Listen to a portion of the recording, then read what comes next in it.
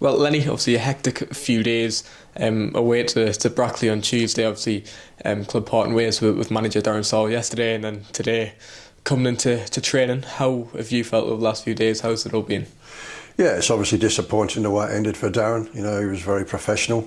He worked hard, but obviously everybody's at the mercy of results, and the results haven't been great in recent times, apart from that Sutton game. So, you know, it's somewhat inevitable there would be a parting of the ways, but enjoyed working with him, good pro, tried hard, but it just didn't work out.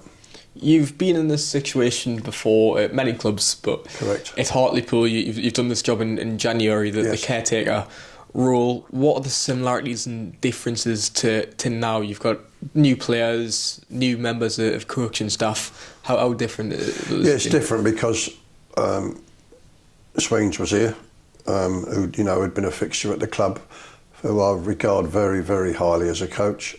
He was here already, so that's that was different. The playing squad was thinner than it is now. More injuries. The squad's deeper now, but it just needs mending, if you like. The players need help. They need a little bit of encouragement and obviously to get their confidence back individually and as a group. Staff-wise, it's different. Feathers is much more involved now as a player coach, although he's still important as a player. Carl Dickinson, we hope, will stay, and we'll go from there. But obviously, it's not quite the same staff-wise as it was back in January, nor in terms of the playing squad. Does it make it easier then to step in, because you mentioned the squad's deeper and you can see the quality that we've got in the squad? Does it make it easier for you to step in? Yeah, because I've been here and I've been watching the games and been associated with it and supporting Darren as best I can.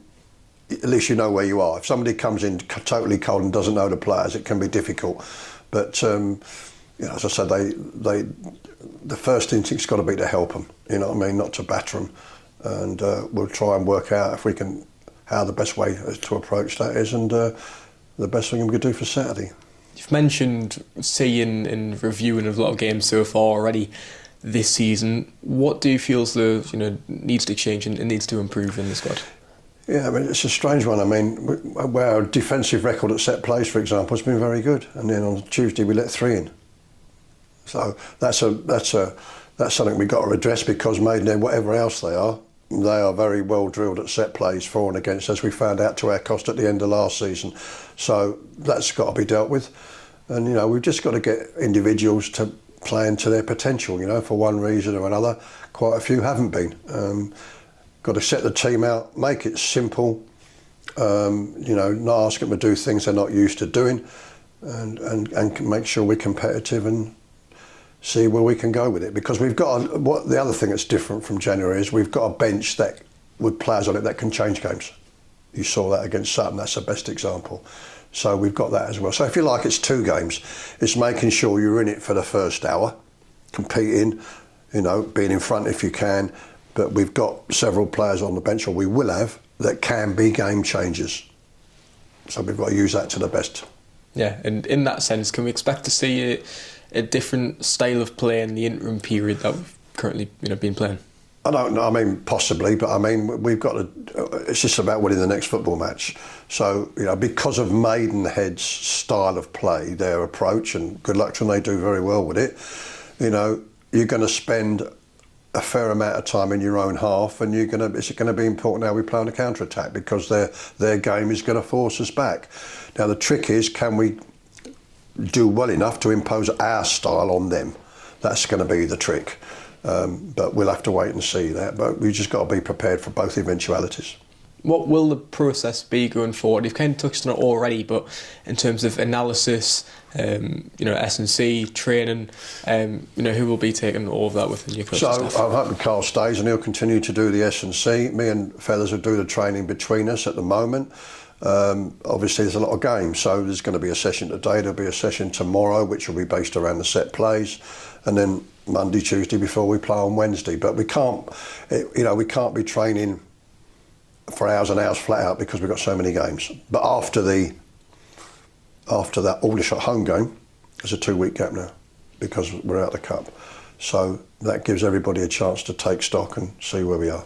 And just, the short-term objectives, is that just simply to get results? Yes, it is. Get some confidence back in the players, get a smile on their face, get the pressure off them, get the fear out of them, and obviously win a football match. And you've already mentioned his name quite a few times, but Nicky Featherstone, and you've got other senior players like Tom Parks, Luke Waterfall, Adam Smith now involved in coaching. How big do you expect them to be in the interim period? Yeah, I think they're good types. They're good. At the moment, they're primarily players. Feathers is in that half and half thing. He's got great potential as a coach, and who knows, he might one day be the manager here. But at the moment, we still need him as a player. Now I've got to balance his needs and what's the best thing. Does he play all the games or what? My instinct is that he would probably start again on Saturday. Yeah, and obviously facing Maidenhead 19th in the table out in Devonshire, and in their dugout, how much are you looking forward to that test? Yeah, it's a test, and we've got to start passing some tests instead of failing them. So we know what they do. Alan Devonshire was a fine player. What a good player he was, and he's done a great job there over the years. Admire what he's done there tremendously for a club that size. We've got to deal with it. We've got to come away from Maidenhead and said, well, we've done everything we can do. We're not no regrets, no looking back, wishing. We've got to. You can't demand a result, but you can demand a performance and you can demand commitment.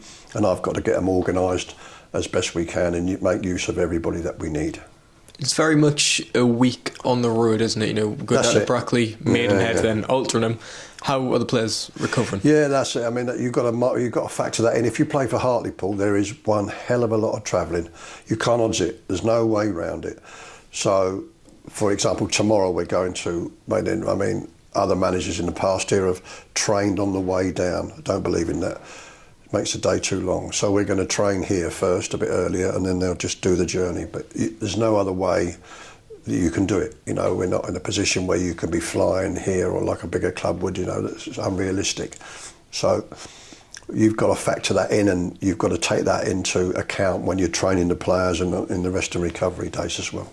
Yeah, and just one final one, team news. How is the squad looking after Tuesday? Well, Mancini came off with a tight hamstring, I think, so we've got to weigh that up. Adam Campbell, I think's the same. Darren Robinson's coming back from international duty, so he'll be available. And Asimwe's now, Charlton wouldn't let him be cup tied, so he's available again. So that's a plus as well. So we should be, on paper, a little bit stronger, and we'll certainly have 2 more players available. Yeah, and we'll just add to that as well, obviously, whenever there is a managerial change, obviously it's like a sticky situation for the club, but just your message to the supporters going into the next few games, is it very much a case of sticking together? Yeah, keep the faith. Keep the faith. Hartlepool is a club, people understand, it's still the focal part of the community. It is. Sometimes that's not the case in big cities where there's many clubs, but it's still the focal part of the community. And if you're doing well, it's terrific. The supporters are really good and passionate about their team, but they're also demanding. So if you're not doing it and you're not doing very well, it's a tough gig. It's difficult. But I understand that. I've been there. It's like Middlesbrough. It's the same, but obviously much smaller. So keep the faith is my message. Give us a chance, and let's see if we can get the show back on the road and get these players, playing to their potential, especially without any fear at home, especially. But before that, we've got 2 away games.